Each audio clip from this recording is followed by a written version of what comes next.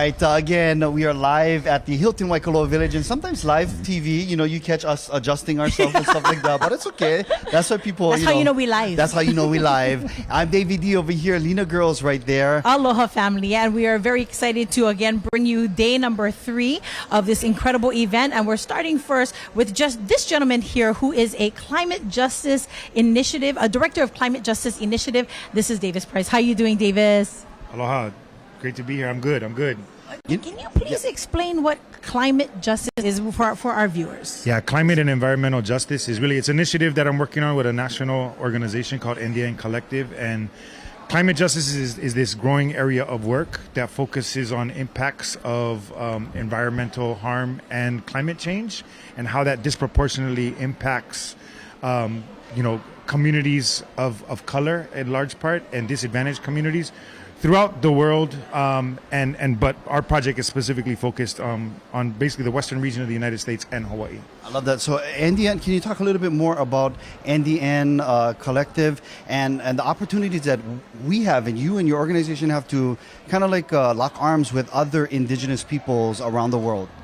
Yeah, so I feel very blessed to hold the position I have now with NDN Collective, which again is a national organization that's dedicated to empowering indigenous communities. So working closely with First Nations communities on the continent, and feel very lucky to be able to connect the Hawaiian community and the larger Pacific with that work that's happening on the continental U.S. and learning from them and sharing our experiences, and they're learning from us. So, it's really about building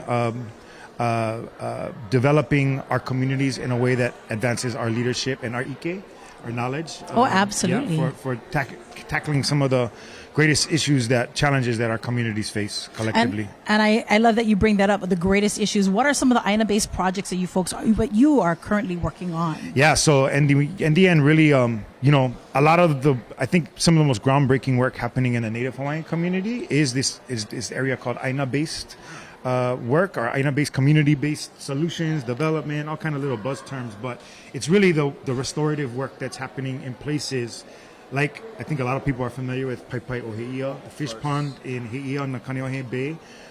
That's one example. There's work like that happening throughout Hawaii, and it's really a growing movement that I've been fortunate to be a part of, from the early days, in the early mid-2000s as a college student, and now to see the growth. And you have Aina-based orgs pretty much in every region of every island, whether they're restoring fish ponds, or whether they're restoring agricultural lands, or whether they're restoring sacred spaces.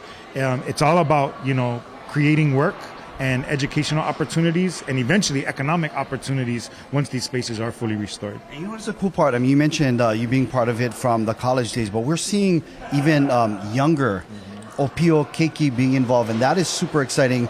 Now, how can we get involved, like everyday kind of stuff? How can we kako? Yeah, I think, like you just said, there's a lot of organizations that do community work days, youth programming. One that I work closely with is based on Kauai, Kumano Ikeala. I was just on a panel with 2 good friends of mine, colleagues.